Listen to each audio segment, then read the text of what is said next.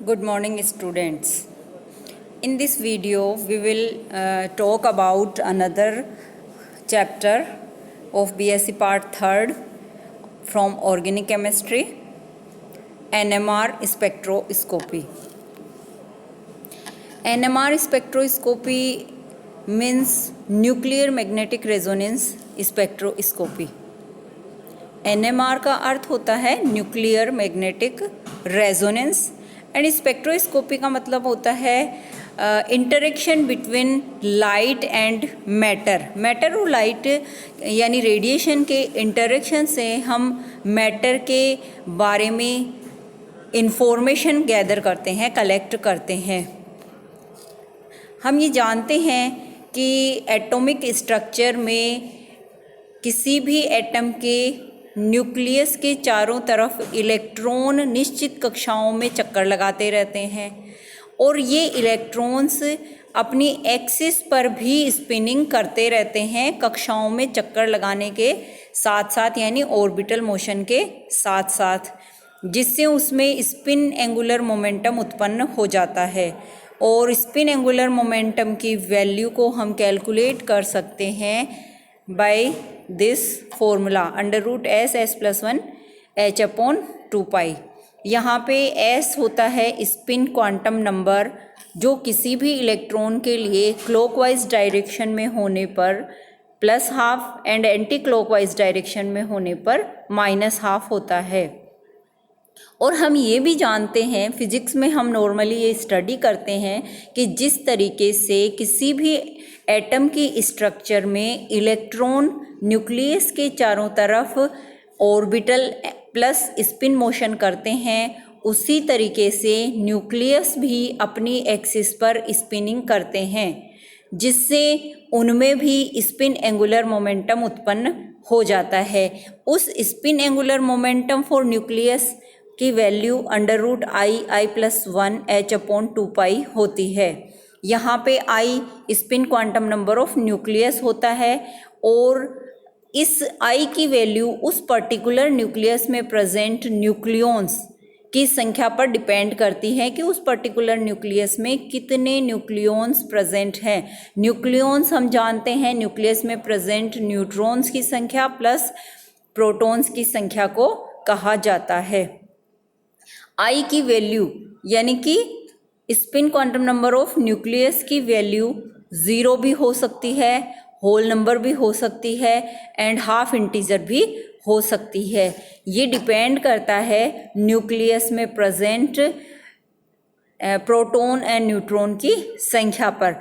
कुछ सिंपल डिटर्मिनेशंस हम किसी भी न्यूक्लियस की I वैल्यू के लिए बता सकते हैं, जैसे कि किसी भी न्यूक्लियस की मास नंबर अगर इवन हो और साथ ही उसका एटॉमिक नंबर यानी कि प्रोटॉनों की संख्या इवन हो, तो उसका स्पिन क्वांटम नंबर, न्यूक्लियस का स्पिन क्वांटम नंबर I की वैल्यू 0 होती है। इसका एग्जाम्पल्स हम देख सकते हैं 6C12 कार्बन का आइसोटोप जिसमें प्रोटॉनों की संख्या 6 एंड उसका एटॉमिक नंबर 12 हो, उस न्यूक्लियस के लिए I = 0 होता है। इसी तरीके से 8O16 ऑक्सीजन के लिए उसकी वैल्यू भी 0 होती है I की, उसके लिए भी।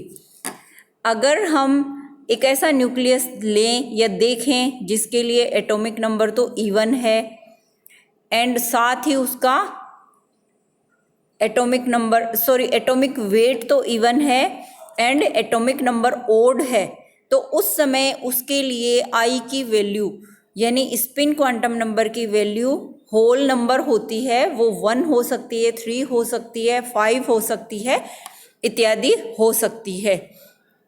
और इसके एग्जाम्पल के रूप में अपन देख सकते हैं प्रोटियम है अपना 1H2, इसमें आप देखिए इसका एटॉमिक नंबर ओड है, 1 है, और साथ ही इसका एटॉमिक वेट अगर अपन देखें तो 2 है, वो एक इवन नंबर है, तो इसलिए इसका स्पिन क्वांटम नंबर 1 यानी कि होल नंबर होता है। 7N14 नाइट्रोजन के लिए भी यह 1 होता है। लेकिन ये याद रखना बोरोन के लिए I की वैल्यू सदैव 3 होती है। इसी तरह के कुछ और एग्जाम्पल्स हम देख सकते हैं, जैसे कि एक ऐसा न्यूक्लियस जिसका एटॉमिक वेट ओड हो और उसका एटॉमिक नंबर या तो इवन हो या ओड हो। यहाँ पे मेन इंपॉर्टेंट चीज़ क्या है, एटॉमिक वेट है, वो ओड हो तो, और साथ में एटॉमिक नंबर को हम देखें वो इवन भी हो सकता है, ओड भी हो सकता है। तो यहाँ पे देखने वाली चीज़ यही है कि एटॉमिक वेट ओड होगा उस समय हाफ इंटीजर के रूप में किसी भी न्यूक्लियस का स्पिन क्वांटम नंबर आई होगा। वह 1/2 हो सकता है, वह 3/2 हो सकता है, आई की वैल्यू 5/2 हो सकती है, 7/2 हो सकती है।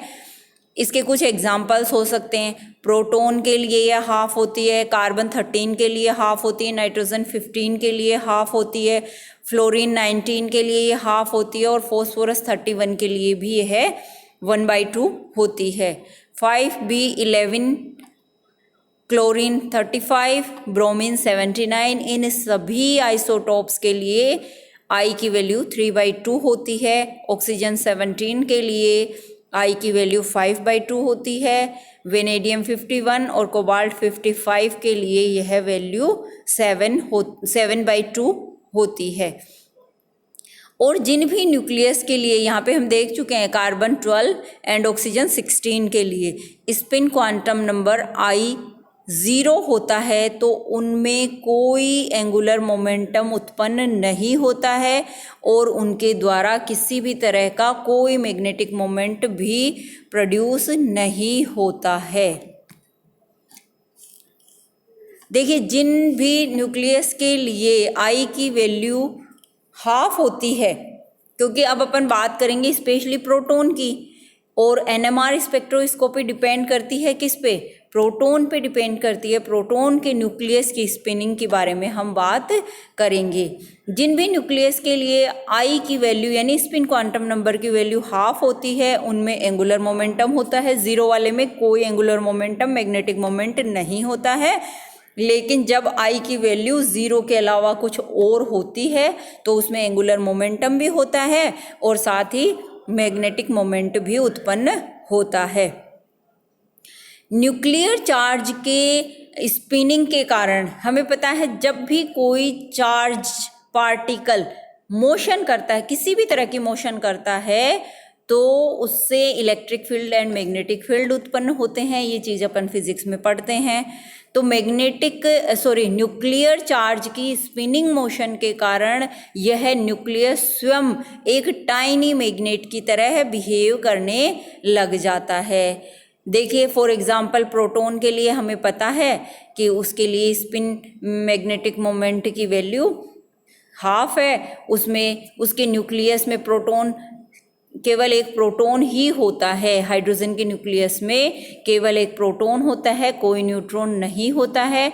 उसकी स्पिनिंग इस यहाँ पे अपने डायग्राम में बताई गई है। उसकी स्पिनिंग इस तरीके से होती है। ये न्यूक्लियस है और ये इसकी एक्सिस ऑफ स्पिनिंग डायरेक्शन है और ये स्पिनिंग मोशन इस तरीके से यह स्पिन करता हुआ न्यूक्लियस है। यदि इस तरीके से जब कोई चार्ज्ड पार्टिकल या चार्ज्ड न्यूक्लियस स्पिनिंग मोशन करता है तो उस प्रोटॉन का या उस हाइड्रोजन एटम का न्यूक्लियस एक टाइनी मैग्नेट की तरह बिहेव करने लग जाता है। इस टाइनी मैग्नेट को जब हम एक्सटर्नल मैग्नेटिक फील्ड में पुट करते हैं, रखते हैं, तो उन दोनों के मैग्नेटिक मोमेंट के बीच इंटरेक्शन होता है। कौन से दोनों मैग्नेटिक फील्ड के बीच में? एक न्यूक्लियस द्वारा जनरेटेड मैग्नेटिक फील्ड एंड एक एक्सटर्नल मैग्नेटिक फील्ड जो उस न्यूक्लियस पर पीछे से लग रहा है। उन दोनों के बीच में इंटरेक्शन होता है। उन दोनों के इंटरेक्शन के कारण न्यूक्लियस जो कि स्पिनिंग कर रहा है और एक टाइनी मैग्नेट की तरह बिहेव कर रहा है, वो दो तरीके के ओरिएंटेशन उस एक्सटर्नल मैग्नेटिक फील्ड की प्रेजेंस में ग्रहण कर सकता है और उन ओरिएंटेशन की संख्या को कैलकुलेट कर सकते हैं हम। इस न्यूक्लियस के लिए तो 2 ओरिएंटेशन होंगे, लेकिन अदर कोई और न्यूक्लियस अपन ने लिया तो उसके कितने ओरिएंटेशन होंगे वो अपन 2i +1 फॉर्मूला से कैलकुलेट कर सकते हैं। सपोज कि I की वैल्यू अपने 1/2 नहीं हो करके 3/2 हो, तो यहाँ पे 2 × 3/2 + 1 = तो कितने आ जाएंगे, 4 आ जाएंगे। यानी ऐसा न्यूक्लियस जिसके लिए I की वैल्यू 3/2 होती है, वह न्यूक्लियस जब एक्सटर्नल मैग्नेटिक फील्ड में पुट किया जाता है, रखा जाता है, उसके ऊपर एक्सटर्नल मैग्नेटिक फील्ड अप्लाई किया जाता है, तो वह उस मैग्नेटिक फील्ड की प्रेजेंस में 4 तरह के ओरिएंटेशन ग्रहण कर सकता है। लेकिन यहाँ पे हम बात कर रहे हैं एक ऐसे न्यूक्लियस की जिसके लिए I की वैल्यू 1/2 है, तो ऐसे न्यूक्लियस 2 तरह के ओरिएंटेशन ग्रहण कर सकते हैं, जिनके बारे में हम बात करेंगे नेक्स्ट वीडियो में। Thank you.